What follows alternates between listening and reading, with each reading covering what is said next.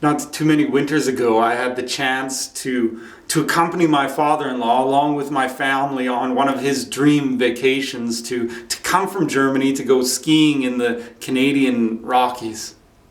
And I remember one day in particular on that vacation when the weather was absolutely perfect.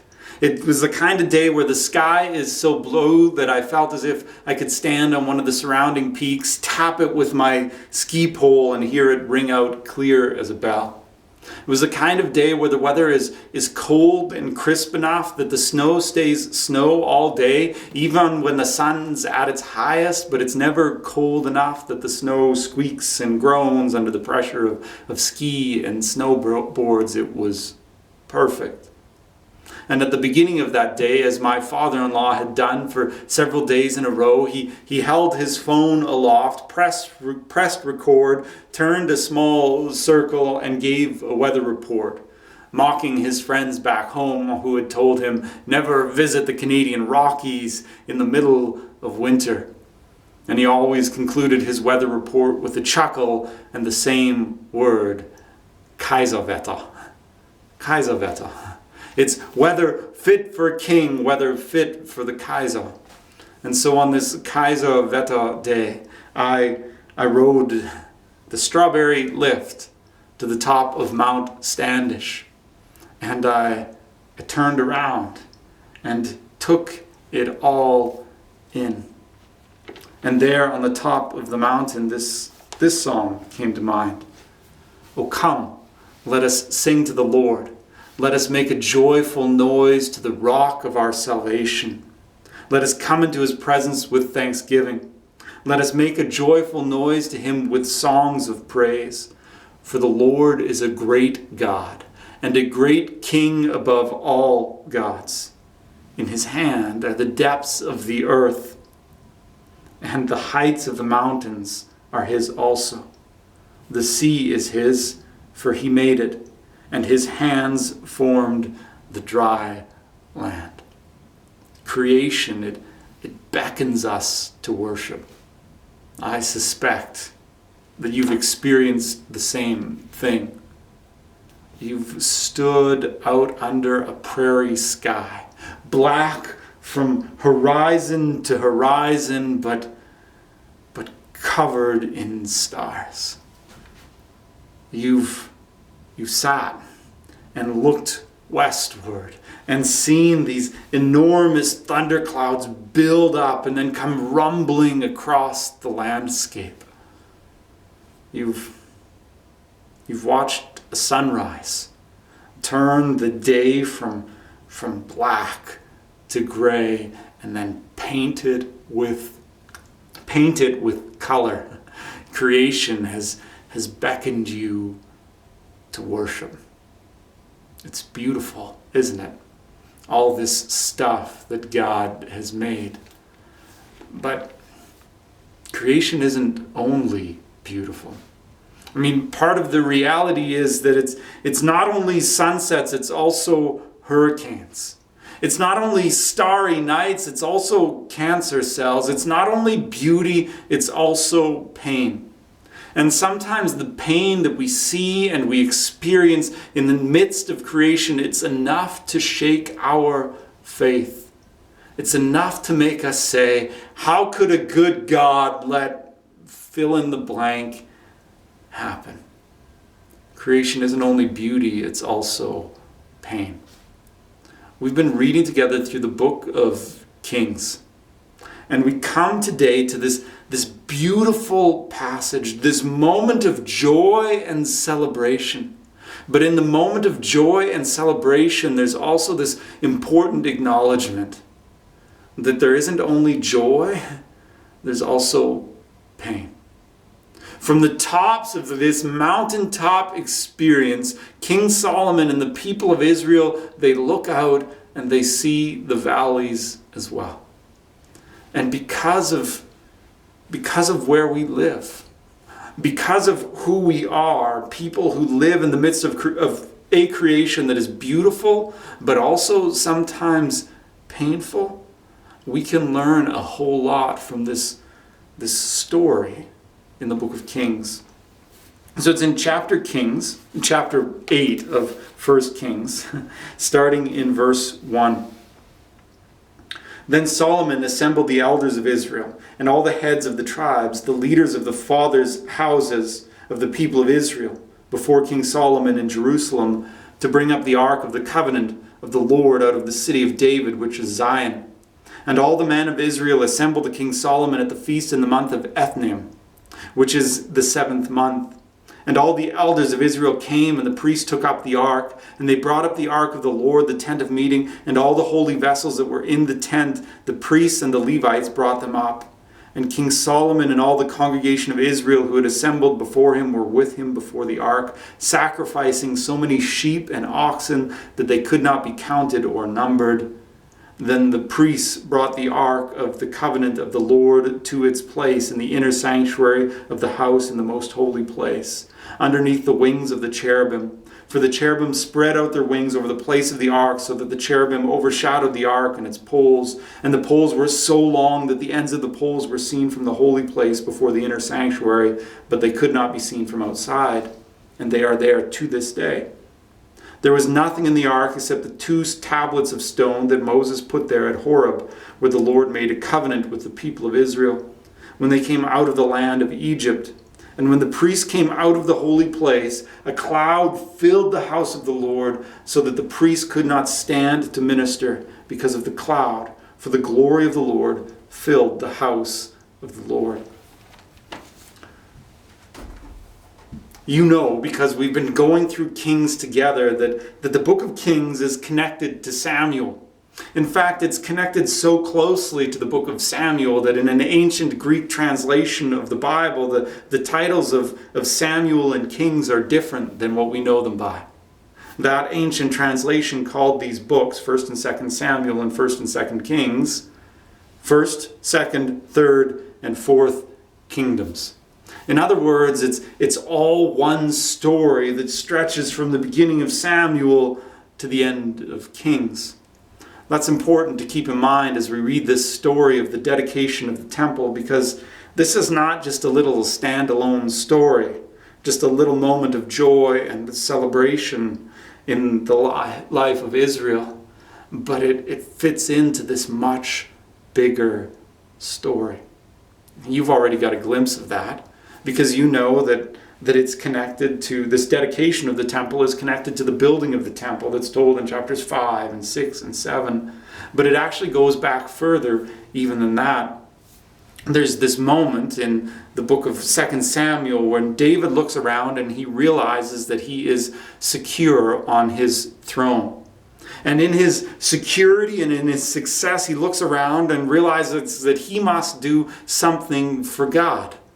And so he decides to build a house for God, to build a temple. And it's a great plan, a grand plan, and for about 12 hours, everybody is working towards this goal until God, through a prophet, puts a stop to things. He says to David, "You won't build me a house. I'll build you a house. I'll build you a dynasty, a legacy of son after son after son sitting on the throne. And it's one of those sons who will build my house. It's one of those sons who will build my temple."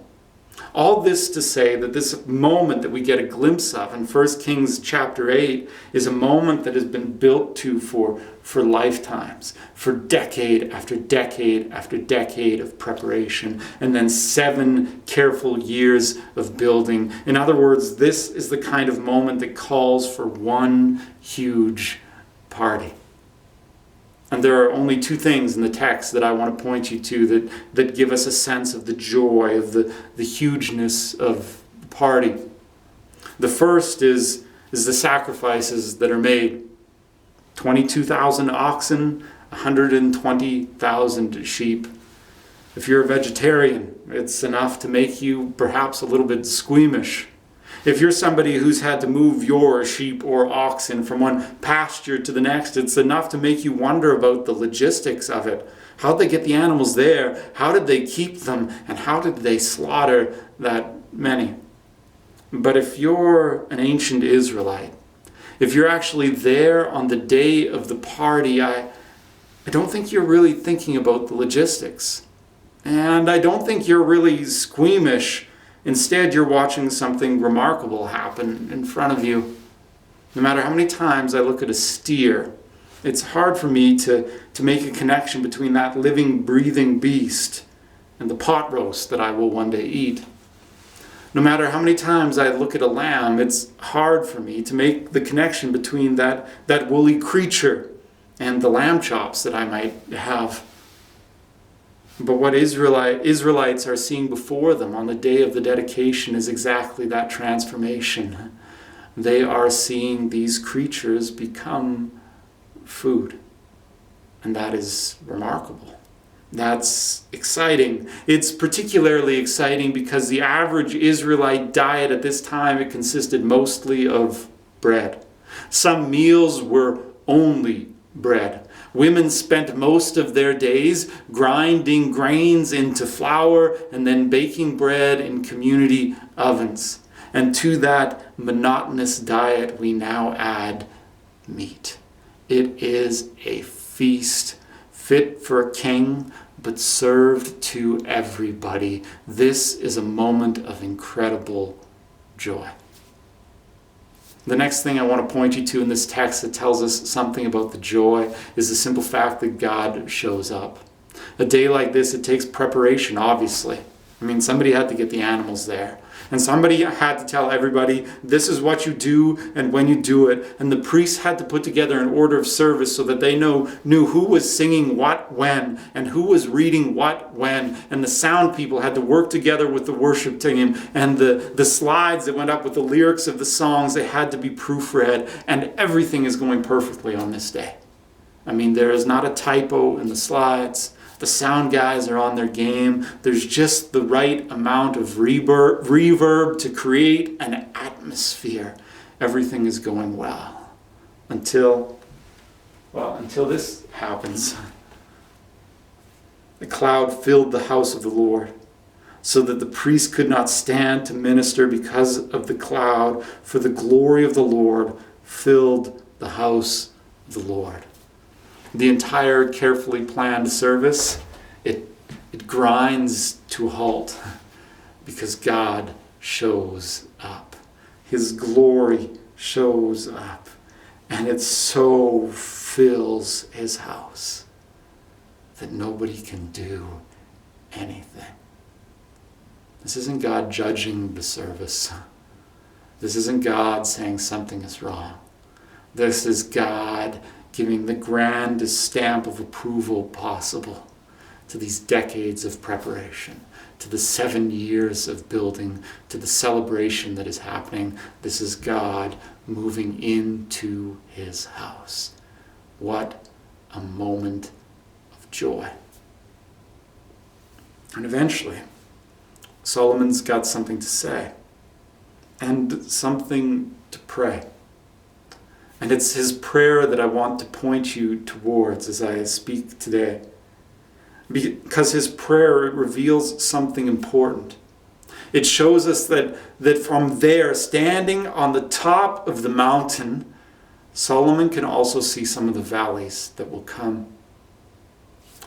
My wife and I, we've been married 19 years, and I know what you're thinking. We both look far too young to have been married for that long, but it's true, 19 years. In fact, we celebrated our wedding anniversary this week. And as I was thinking back over the years, one of the memories that comes up for me is that at the banquet celebrating our wedding, my uncle gave a speech.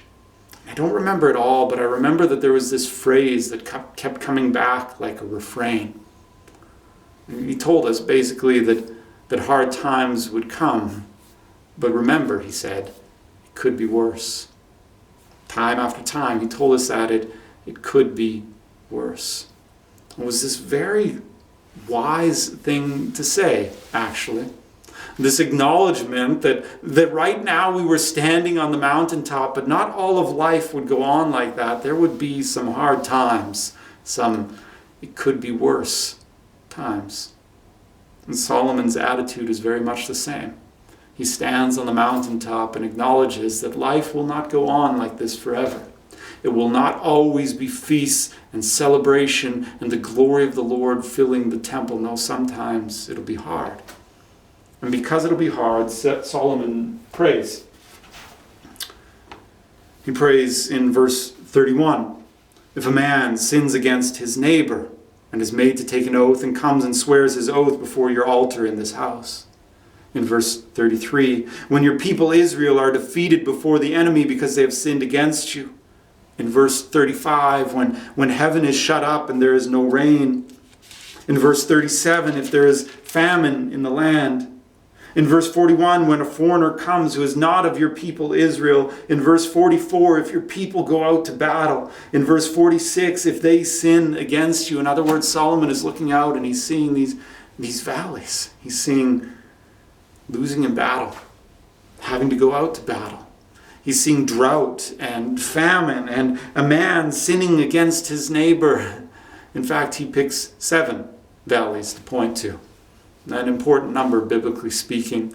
A number that clues us into the fact that Solomon is not just picking specific examples, but he's using them to represent the whole. There will be hard times. People will sin. People will grow hungry. People will grow sick. There will be suffering. And in the midst of the suffering that will come, Solomon is putting a tool into the hands of the people through his prayer. He is telling them, pray, turn to the temple, call on God, and expect him to answer. See, it's one thing just to tell people it could be worse. It's one thing just to tell people that hard times will come, but it's quite another to give them a tool to hold on to use in the midst of the hard times. And the tool that Solomon puts into the hands of the people is prayer, is an invitation to turn to the Lord. And in the midst of the difficulties that will come, to expect him to answer. You see, he doesn't just tell them to pray, but he also gives them this hope. I've already told you that Solomon picks 7 examples, 7 valleys, 7 negative experiences that will come to the people of Israel. But the number 7, it has a deeper connection to this passage than just that. In fact, it's all through it. The temple that they're celebrating, it took 7 years to build. They're spending 7 days dedicating it in the 7th month. Time after time, this mention of 7, which is just kind of a nice number in the Bible. They like to use it a lot. And so it shows up in a number of stories. In fact, the first story that this number shows up in goes something like this. And there was evening and there was morning the first day. And there was evening and there was morning the second day. And there was evening and there was morning the third day. And that happens for 7 days as God does what? As he creates. So there's echoes of creation in the story of the dedication of the temple. In fact, the rabbis, they used to debate about when God created the earth. And it was a debate. They weren't sure about it. But one side of the debate, they said it was in this month that it happened. It was in this month when the temple was dedicated that the entire earth was created. And they knew this because this is the month of harvest when fruit trees bear fruit and plants yield their seed. And that's when... Or the language of creation is that when God creates plants, they're yielding seed and trees are bearing fruit. So it must have been in this month. So what's the point? Why this connection between the dedication of the temple and creation? I think it's this message through Scripture to all of us who read it, that God is still at work in the midst of his creation. It is beautiful and broken, but it won't always be this way because God is doing something. He is bringing about restoration. He is setting his creation free from the chains that bind it, from the futility that makes it groan out towards redemption. God is doing something in the midst of his creation. So we have hope. Even when things are broken, we have hope. Because God is at work in the midst of creation. There are some really simple things we can do to respond to this reality of creation and temple and redemption. How about this? Take a walk. When I was a kid, my family got our first minivan, a Dodge Caravan, and it had this remarkable feature that we had never seen in a vehicle before. It had a thermometer. So that as we drove down the highway, we could see the temperature outside. We could know the temperature as we cruised down the highway at 100 kilometers an hour. I thought about that this week, and I realized that that's an illusion, these thermometers in our car, because we don't actually know what it's like outside as long as we're rolling along so fast inside. Go for a walk. Go for a walk, particularly at this time of year, just as the sun is setting. And notice the wonder of the fact that the temperature can change from one step to the next, from warm to cool to warm again as the air collects and pools and the temperature changes. Go for a walk. Better yet, go for a walk like a toddler. Take note of the bugs and the puddles and the leaves. God is at work in the midst of His creation.